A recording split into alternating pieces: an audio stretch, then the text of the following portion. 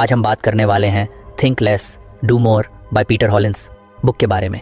कई बार हम किसी काम को शुरू ही नहीं कर पाते क्योंकि हमें लगता है कि हमें इसे परफेक्ट तरीके से करना चाहिए। ये सोच हमें जकड़ लेती है और हम सिर्फ सोचते रह जाते हैं लेकिन कुछ कर नहीं पाते। इसे ही इनर्शिया कहा जाता है, यानी जड़ता या ठहराव।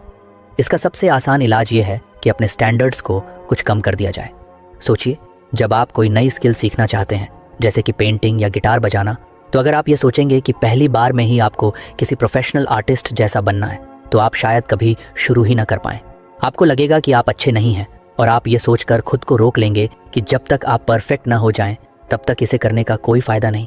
लेकिन अगर आप अपने स्टैंडर्ड्स कम कर दें और बस एक छोटा सा डूडल बना लें या एक सिंपल धुन बजाने की कोशिश करें, तो आप शुरुआत कर लेंगे। एक बार शुरुआत हो जाए तो आगे बढ़ना आसान हो जाता है। इसी तरह जब हम किसी बड़े टास्क के बारे में सोचते हैं तो वह इतना भारी लगने लगता है कि हम उस पर काम ही नहीं कर पाते। मान लीजिए आपको एक 10 पेज की रिपोर्ट लिखनी है और आप ये सोच रहे हैं कि इसे बहुत ही परफेक्ट होना चाहिए। ये सोचते ही आपको लगेगा कि यह बहुत मुश्किल है और आप टाल मटोल प्रोक्रेस्टिनेशन करने लगेंगे। लेकिन अगर आप ये सोचें कि बस पहला पैराग्राफ ही लिखना है, चाहे वह कैसा भी हो, तो आप काम शुरू कर पाएंगे। हमारा दिमाग फिनिश लाइन देखने में ज़्यादा दिलचस्पी लेता है, लेकिन जब वह यह देखता है कि वह बहुत दूर है तो वह डर जाता है। इसे दूर करने के लिए आपको बस इतना करना है कि अपने पहले कदम को आसान बना लें।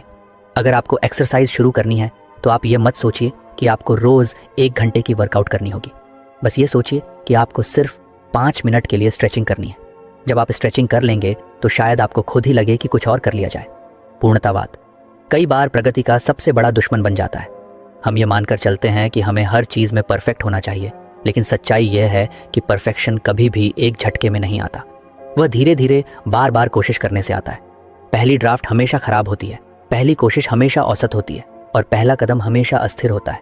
लेकिन अगर आप इसे स्वीकार कर लें और खुद को यह अनुमति दें कि आप शुरुआत में औसत काम कर सकते हैं, तो आप इनर्शिया को हरा सकते हैं। सोचिए, जब कोई बच्चा चलना सीखता है तो क्या वह पहली बार में ही बिना गिरे दौड़ने लगता है?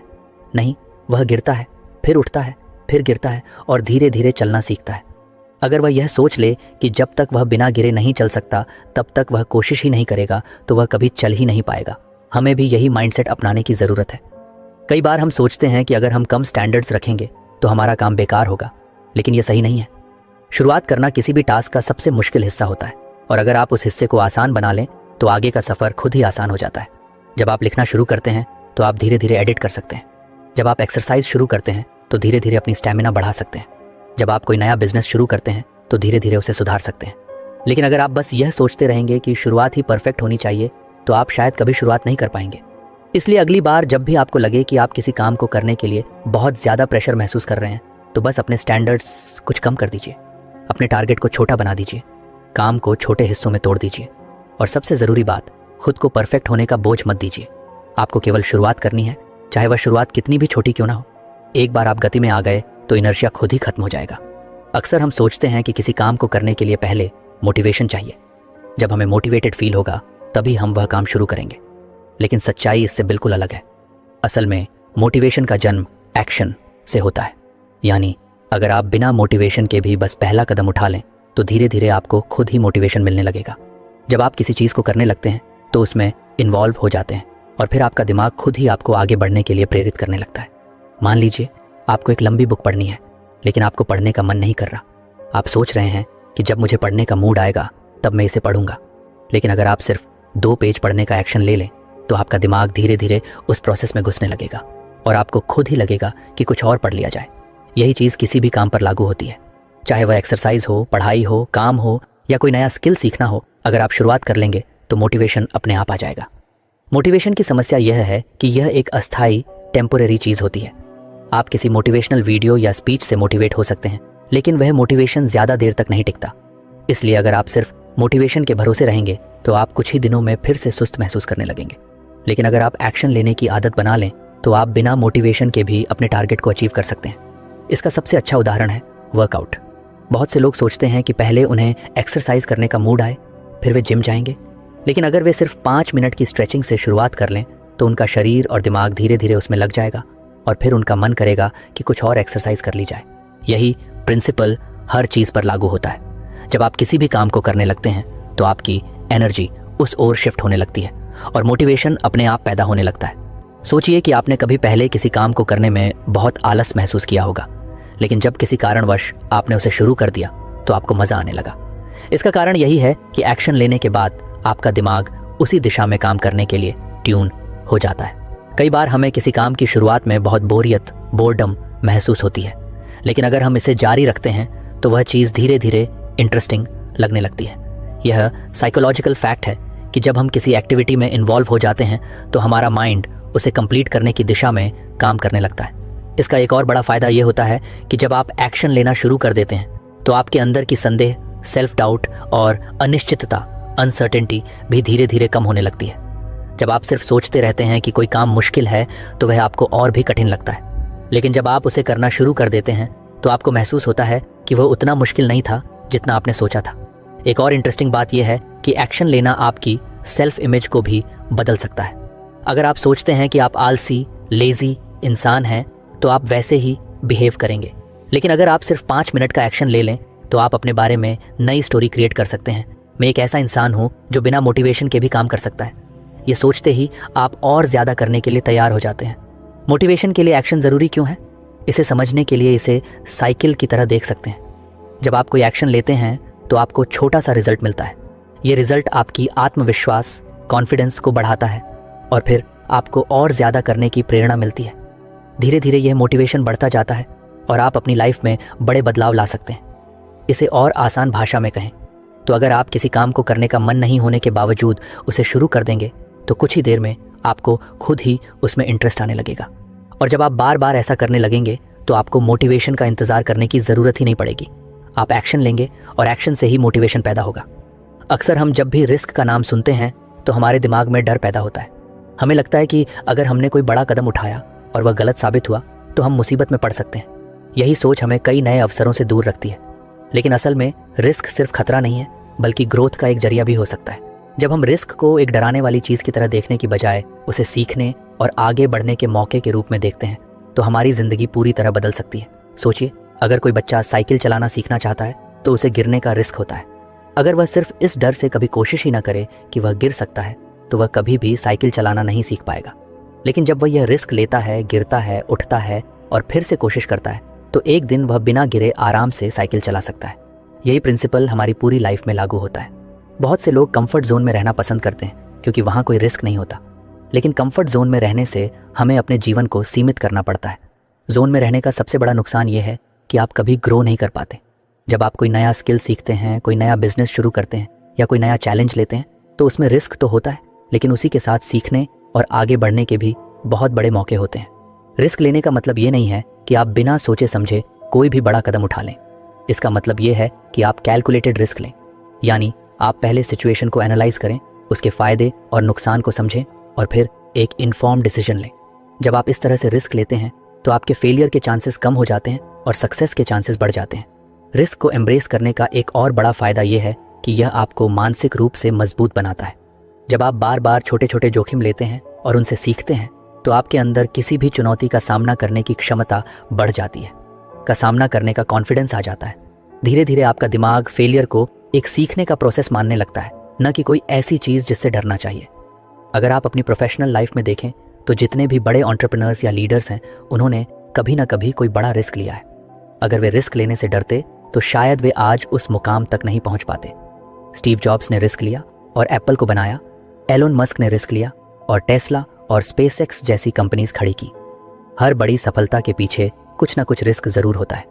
इसी तरह हमारी पर्सनल लाइफ में भी अगर हम हमेशा सेफ खेलने की कोशिश करेंगे तो हम कभी अपनी फुल पोटेंशियल तक नहीं पहुंच पाएंगे।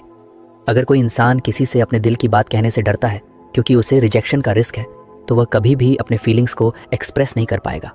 लेकिन अगर वह रिस्क लेता है तो या तो उसे सक्सेस मिलेगी या फिर वह रिजेक्शन से कुछ नया सीख कर आगे बढ़ेगा। रिस्क लेने का मतलब ये भी नहीं है कि आप हमेशा जीतेंगे। कई बार आप फेल भी होंगे, लेकिन यही फेलियर्स आपको सिखाएंगे कि अगली बार चीज़ों को और बेहतर कैसे किया जाए।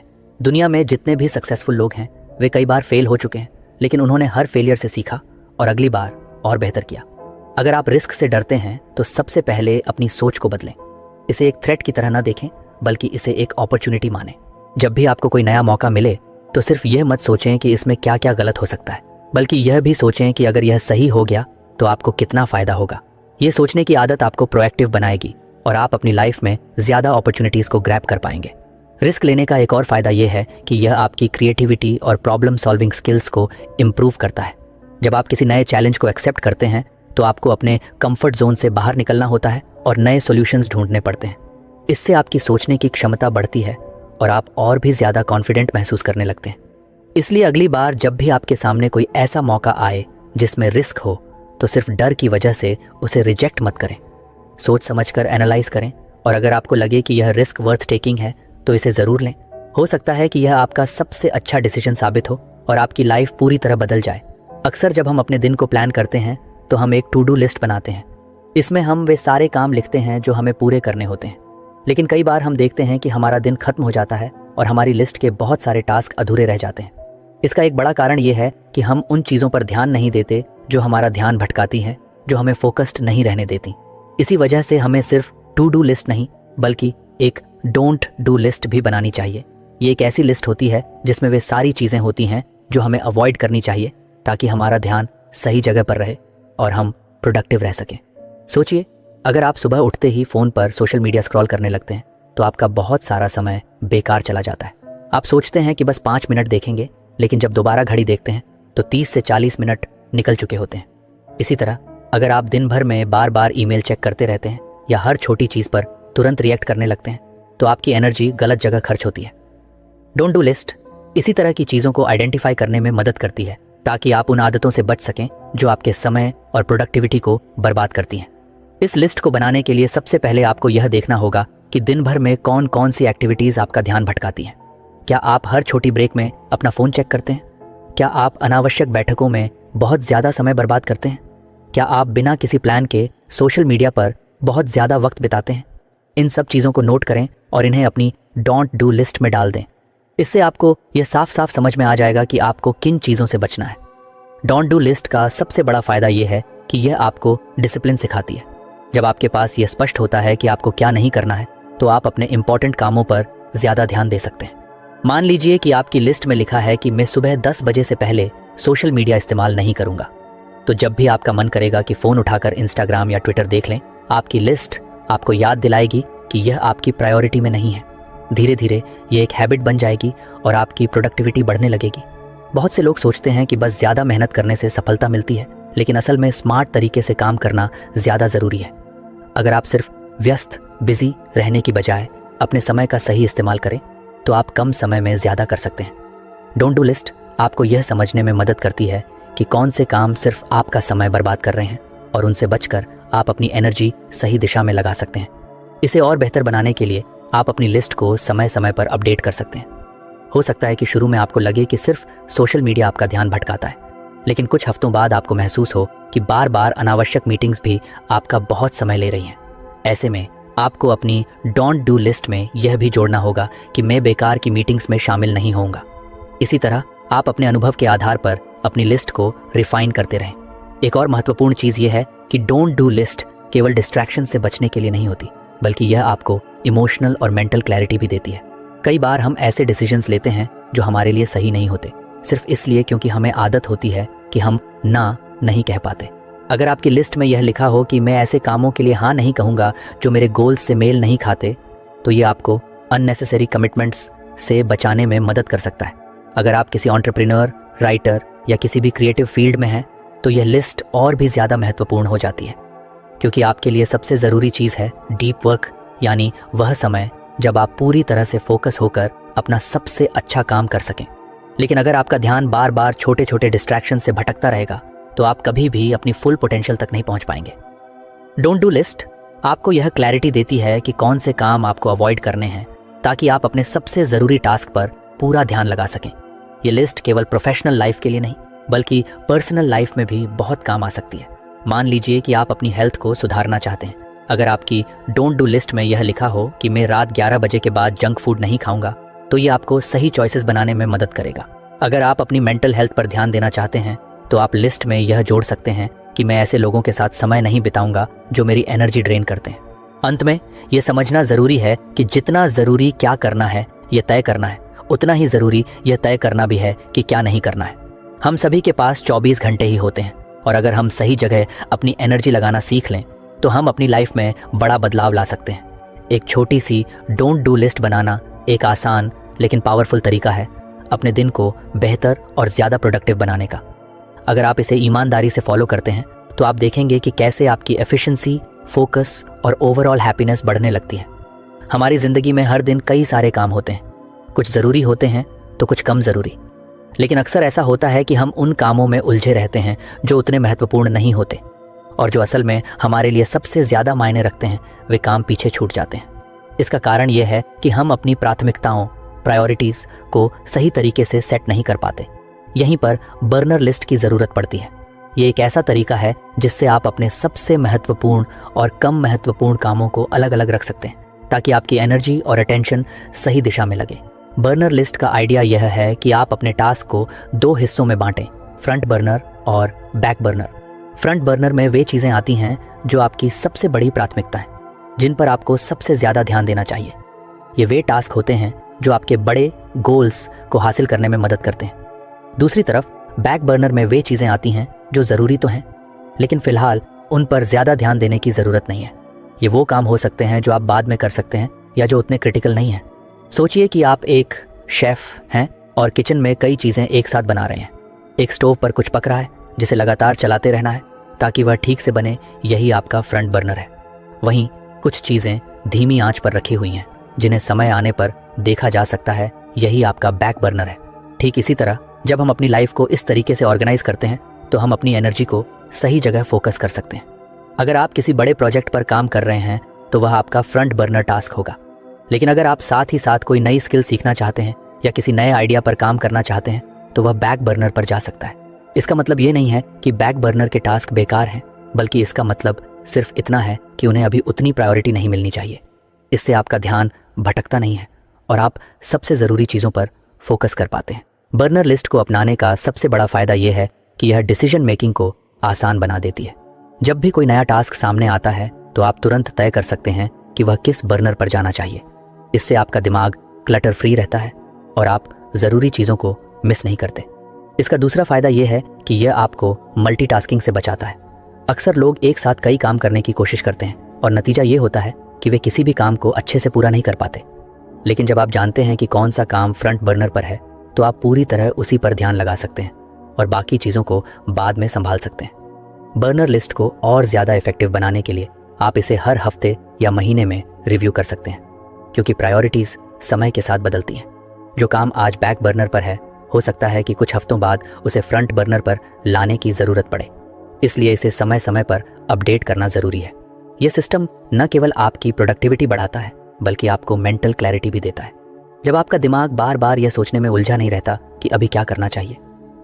असिस्टेंट चाहते हैं तो आप इसे अपनी डेली लाइफ में छोटे छोटे डिसीजंस के लिए भी यूज़ कर सकते हैं। जैसे कि अगर आप फिटनेस पर ध्यान देना चाहते हैं तो उसे फ्रंट बर्नर पर रखें। वहीं अगर आप किसी नई किताब को पढ़ना चाहते हैं लेकिन अभी वक्त नहीं मिल रहा तो उसे बैक बर्नर पर रख सकते हैं। प्रोफेशनल लाइफ में भी यह तरीका बहुत काम आता है। मान लीजिए आप एक एंटरप्रेन्योर हैं और आपके पास कई आइडियाज़ हैं, लेकिन सब पर एक साथ काम करना संभव नहीं है। तब आप बर्नर लिस्ट बनाकर यह तय कर सकते हैं कि कौन सा आइडिया सबसे ज़रूरी है और किसे बाद में एक्सप्लोर किया जा सकता है। बर्नर लिस्ट का असली जादू इस बात में है कि यह आपको डिसिप्लिन सिखाती है। यह आपको यह समझने में मदद करती है कि हर टास्क एक जैसा ज़रूरी नहीं होता और अगर आप हर चीज़ पर एक साथ ध्यान देंगे तो कुछ भी अच्छे से पूरा नहीं हो पाएगा। जब आप यह समझ जाते हैं कि किन चीज़ों को प्राथमिकता देनी है और किन्हें फ़िलहाल साइड में रखना है तो आपकी प्रोडक्टिविटी और सक्सेस दोनों बढ़ने लगती हैं।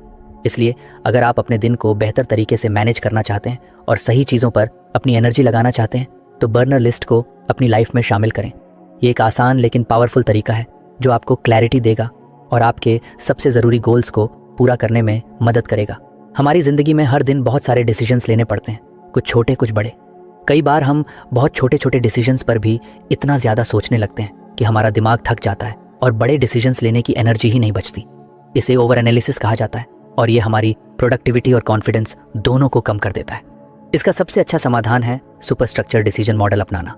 ये एक स्ट्रक्चर्ड तरीका है जिससे आप जल्दी और सही डिसीजंस ले सकते हैं बिना ज़रूरत से ज़्यादा सोच विचार में फंसे। सोचिए कि अगर हर बार आपको यह सोचना पड़े कि आपको सुबह क्या पहनना है, क्या नाश्ता करना है या किस ईमेल का जवाब पहले देना है, तो आपका दिमाग इन छोटे छोटे डिसीजंस में ही उलझ जाएगा। यही कारण है कि कई सक्सेसफुल लोग अपने रोजमर्रा के डिसीजंस को सिंप्लीफाई कर देते हैं। उदाहरण के लिए स्टीव जॉब्स और मार्क जुकरबर्ग हमेशा एक जैसा कपड़ा पहनते थे ताकि उन्हें हर दिन इस बारे में डिसीजन न लेना पड़े। इसी तरह अगर आप एक स्ट्रक्चर्ड डिसीजन मेकिंग फ्रेमवर्क अपना लें तो आपका दिमाग ज़्यादा ज़रूरी चीज़ों पर फोकस कर पाएगा। सुपर स्ट्रक्चर डिसीजन मॉडल का मतलब है कि आपके पास एक प्री डिफाइंड सिस्टम हो जो आपको यह तय करने में मदद करे कि कौन सा डिसीजन कैसे लेना है। इससे आप सोचने में कम समय लगाएंगे और आपकी चॉइसेस आपके गोल्स के साथ अलाइंड रहेंगी। ये मॉडल खास तौर पर उन लोगों के लिए बहुत फायदेमंद है जो अक्सर डिसीजन पैरालिसिस का शिकार हो जाते हैं, यानी जब बहुत सारे ऑप्शंस होते हैं और हम ये तय ही नहीं कर पाते कि कौन सा सही है। इस मॉडल को अपनाने का पहला स्टेप ये है कि आपको यह तय करना होगा कि आप किन तरह के डिसीजंस को ऑटोमेट कर सकते हैं। उदाहरण के लिए अगर आप रोज़ ये सोचने में समय लगाते हैं कि आपको जिम जाना चाहिए या नहीं, तो इसे ऑटोमेट कर लें, यानी हफ्ते के कुछ दिन फिक्स कर लें कि उन्हीं दिनों जाना है, चाहे कुछ भी हो। इससे हर दिन इस डिसीजन को लेने की ज़रूरत ही नहीं पड़ेगी। दूसरा स्टेप है डिसीजन मेकिंग क्राइटेरिया सेट करना, यानी जब भी आपको कोई बड़ा डिसीजन लेना हो तो आपके पास कुछ प्री डिफाइंड क्वेश्चंस होने चाहिए जो आपको सही चॉइस चुनने में मदद करें। जैसे कि क्या यह डिसीजन मेरे लॉन्ग टर्म गोल्स से मेल खाता है? ज़रेनिया, क्या इससे मेरा समय और एनर्जी सही दिशा में लगेगा? ज़रेनिया, अगर मैं यह डिसीजन गलत लेता हूं तो उसका सबसे बुरा असर क्या हो सकता है? जब आपके पास ये प्री डिफाइंड फिल्टर्स होंगे तो आप बिना ज़्यादा सोचे समझे सही डिसीजन ले पाएंगे। तीसरा स्टेप है पास्ट डिसीजन से सीखना। अगर आपने पहले कोई गलत डिसीजन लिया था तो उस पर एनालाइज करें कि गलती कहाँ हुई थी और अगली बार उस गलती को अवॉइड करने के लिए क्या किया जा सकता है। इससे आपकी डिसीजन मेकिंग एबिलिटी बेहतर होगी और आप फ्यूचर में ज़्यादा कॉन्फिडेंट चॉइसेस ले पाएंगे। ये मॉडल न केवल आपकी स्पीड को बढ़ाता है बल्कि आपकी मेंटल क्लैरिटी भी बढ़ाता है। जब आप बार बार सोचने की बजाय एक स्ट्रक्चर्ड प्रोसेस के हिसाब से डिसीजंस लेने लगते हैं तो आपका दिमाग ज़्यादा रिलैक्स रहता है और स्ट्रेस भी कम होता है। सुपर स्ट्रक्चर्ड डिसीजन मॉडल आपको डिस्ट्रैक्शन से भी बचाता है। जब आपके पास एक सिस्टम होता है तो आप हर छोटी चीज़ पर ज़्यादा ध्यान नहीं देते और केवल उन्हीं चीज़ों पर फोकस करते हैं जो आपके लिए सबसे ज़्यादा मायने रखती हैं। इससे आप ज़्यादा प्रोडक्टिव और एफिशिएंट बन जाते हैं। अगर आप अपनी प्रोफेशनल लाइफ में इस मॉडल को अपनाना चाहते हैं तो आप अपने काम के डिसीजंस को कैटेगरीज में बांट सकते हैं, जैसे कि urgent tasks, important but non urgent tasks और कंप्लीटली अवॉइडेबल टास्क्स। इससे आपको तुरंत यह समझ में आ जाएगा कि किस चीज़ को प्रायोरिटी देनी है और किसे छोड़ देना है। पर्सनल लाइफ में भी आप इसे यूज़ कर सकते हैं, जैसे कि अगर आप हर बार यह सोचते हैं कि आपको वीकेंड पर क्या करना है तो आप पहले से ही कुछ ऑप्शंस फिक्स कर सकते हैं, जैसे कि एक दिन फैमिली के साथ बिताना, एक दिन खुद के लिए रखना और एक दिन किसी नए एक्सपीरियंस के लिए। इससे आपको बार बार डिसीजन लेने की ज़रूरत नहीं पड़ेगी और आपका समय ज़्यादा ऑर्गेनाइज्ड रहेगा। सुपर स्ट्रक्चर डिसीजन मॉडल को अपनाने से आप न सिर्फ तेज़ी से डिसीजंस ले पाएंगे बल्कि आपको यह भी समझ में आएगा कि आपके चॉइसेस आपके गोल्स के साथ अलाइंड हैं या नहीं। ये एक पावरफुल तरीका है जो आपको ओवर थिंकिंग से बचाकर स्मार्ट और कॉन्फिडेंट डिसीजन मेकर बनाता है। हम सबकी बॉडी एक खास तरह की रिदम के हिसाब से काम करती है जिसे अल्ट्राडायन रिदम्स कहा जाता है।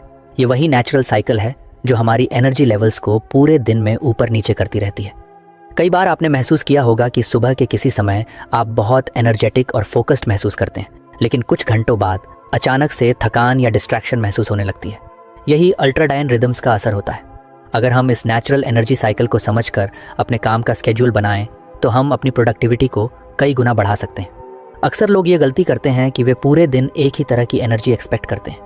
वे सोचते हैं कि अगर वे सुबह 9 बजे से शाम 6 बजे तक लगातार काम करेंगे तो उनका आउटपुट हमेशा एक जैसा रहेगा, लेकिन ऐसा नहीं होता। हमारी बॉडी हर 90 से 120 मिनट के साइकिल में काम करती है, यानी लगभग 1.5 से 2 घंटे के बाद हमारी एनर्जी धीरे धीरे कम होने लगती है और हमें एक छोटे ब्रेक की ज़रूरत होती है। अगर हम इस नेचुरल साइकिल के हिसाब से काम करें तो हम ज़्यादा प्रोडक्टिव और कम थके हुए महसूस करेंगे। सोचिए, अगर आप अपने हाईएस्ट एनर्जी लेवल के समय सबसे ज़रूरी और डिमांडिंग टास्क्स करें तो आपका काम कितना एफिशिएंट हो जाएगा।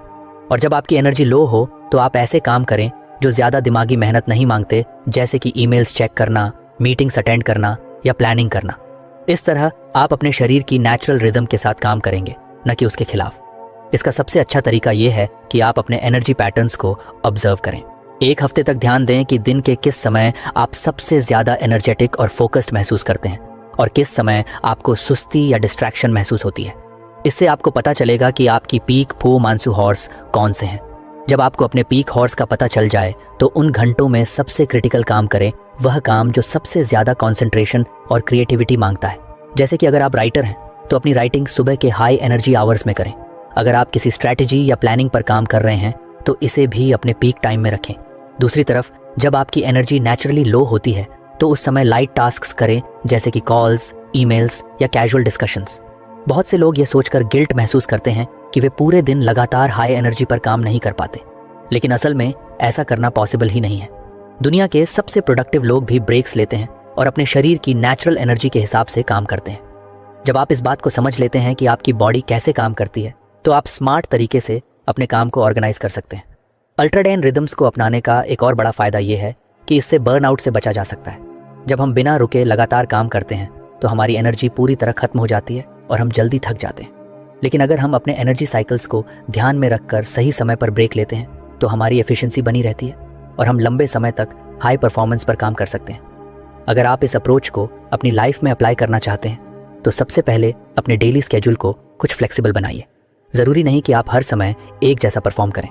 आपको बस ये समझना है कि कौन से घंटे आपके सबसे प्रोडक्टिव होते हैं और कौन से घंटे आपको रिलैक्स करने के लिए चाहिए। उदाहरण के लिए, अगर आपको सुबह 10 से 12 बजे के बीच सबसे ज़्यादा एनर्जी महसूस होती है तो उस समय सबसे इम्पॉर्टेंट और चैलेंजिंग काम करें।